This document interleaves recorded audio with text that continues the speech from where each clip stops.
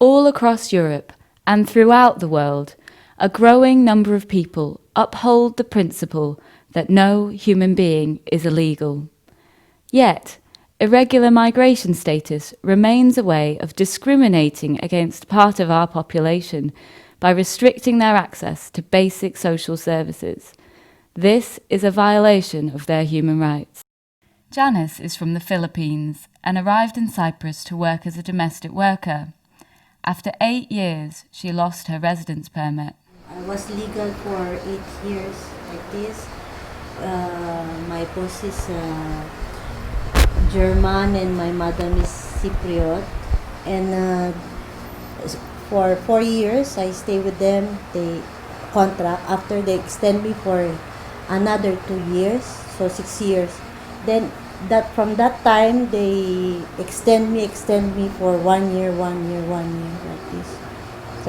So that I stayed legal with them, working in the house. Amir came as an asylum seeker, but his application was unsuccessful. When he asked for help, he was cheated by an unscrupulous lawyer. When did they send the rejection from the asylum service? Which year? I think 2005. 2005 or 2004, I don't know. But that time, when they reject me, I have the lawyer. He going immigration about my case. He coming and they show me some paper. But after that time, my lawyer is go Greece. I find another one. Another one is too much mafia. He didn't do nothing. Just he get the money. Together they had a baby who was born prematurely and needed specific medical care. The doctors and social services put pressure on them to give their baby up for adoption, arguing that being undocumented, they would not be able to afford to take care of her. They first agreed, but soon regretted their decision.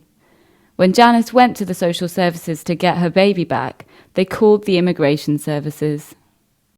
When I was in the social welfare, they call immigration. Are you sure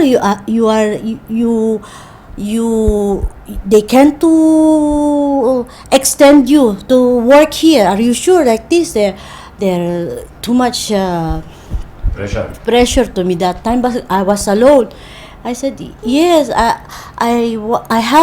found one employer to make me paper. Oh, sure, that's it. Immigration is coming. We will see what the answer.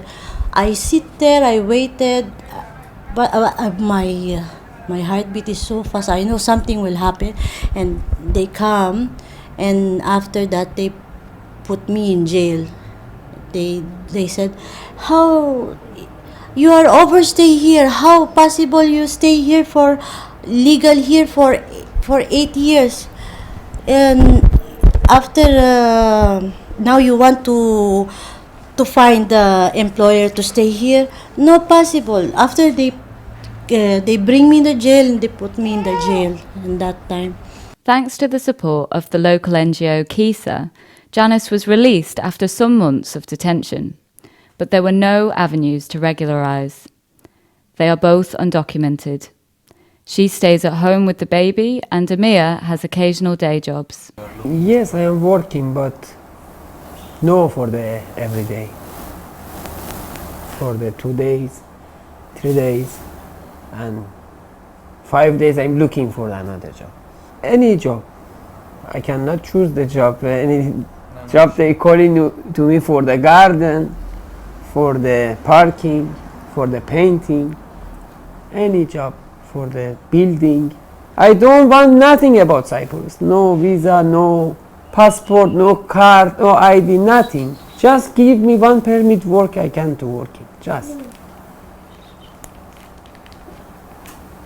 Because I have to pay about the rent, about everything now. Many times I'm working, for example, 1 week, he paid to me 4 days. He tell you, okay, come tomorrow. Tomorrow I'm going, I don't have nothing tomorrow. How I can come? And I call him, no answering. I'm going, I understand, he don't want to pay, I don't Sometimes, follow. sir, we go together. just to just to Because take the money. they believe in. I telling to them I have baby. I buy this milk is €7, €7.5. You see her, I have to buy, but they don't care.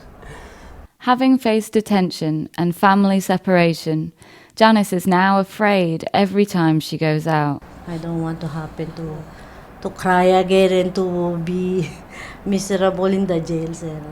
I don't know, sir. Again, what will happen with her, with him?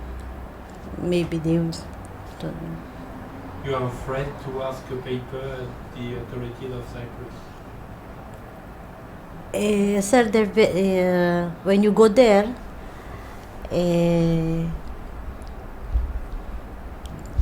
I hear when you go there and ask for something like this, they will catch you or something. I don't know. How many friends of mine is like this? They go there for help to ask something and quickly they put them in jail because no chance. They said in the computer, no, you're illegal. They don't let, never to go out in the room. Sir. Quickly they put in jail. That's why I'm afraid to go. For what, sir? To lose again here? No, sir. Cyprus does not provide them any possibility to obtain a residence permit, and they are left with no hope for the future. But it's too long time. If it's after 2 years, 3 years, I can't do something. I can't to change something. But now it's 10 years that I am in the Cyprus. All my bridge in my back is break. Just I have in my front. But my front is sea, ocean. I cannot walk in this sea. Just I'm worried about the future for the baby. The situation in Cyprus is not an exception. All over Europe, undocumented migrants see their rights violated.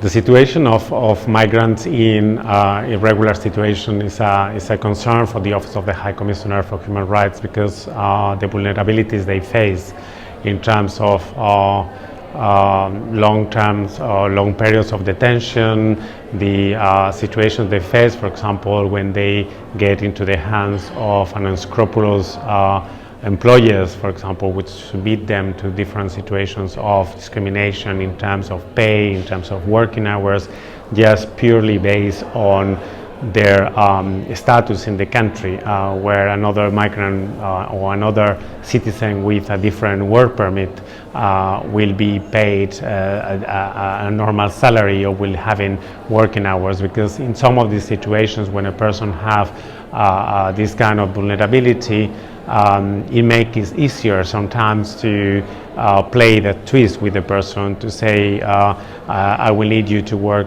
longer, otherwise I will report on your situation. And I think these vulnerabilities go all the time. I think it's difficult that we look all the time at the situation of irregularity or regularity as two separate blocks.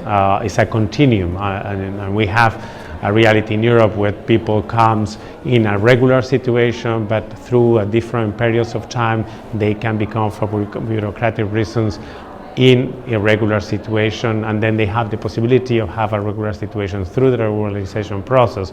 So I think that this is a situation which needs to be looked as a continuum and try to see what are the vulnerabilities and how the rights of these persons are violated or they are not respected. Undocumented migrants in Europe are not only victims of human rights violations, they are also criminalised and scapegoated by populist policymakers. What we see everywhere in Europe is more and more right-wing governments and more xenophobic attitudes, which also, of course, affects the lives of undocumented migrants and makes it more difficult for them to survive. And if we look here in the Netherlands, we have a very right-wing government since a year that want to really show how harsh, how how they can prevent the existence or stop the existence of undocumented migrants, which is of course not possible, but they started by giving numbers. We want to diminish the amount of undocumented migrants in the Netherlands by a half, and things like that that are absolutely not evaluable. So what they do is everywhere they try to limit the room to maneuver, the possibilities for undocumented migrants to survive. That is in the housing market, in the job market, and also how they can be free on the streets. So the criminalization is one of the main new policies that they want to implement. And with criminalization, I mean that people who are undocumented, they can be punished just because they are here. Although politicians often use the current economic crisis to channel public dissatisfaction towards undocumented migrants, civil society actors and undocumented migrants themselves are raising their voices to reclaim the humanity of Europe. Civil society have a very important role to play, because it is not only about undocumented migrants, it is not only about the policies of the government. It is fundamentally about what kind of societies we want to live in, what kind of societies we want to create for the generations to come, our children and their grandchildren.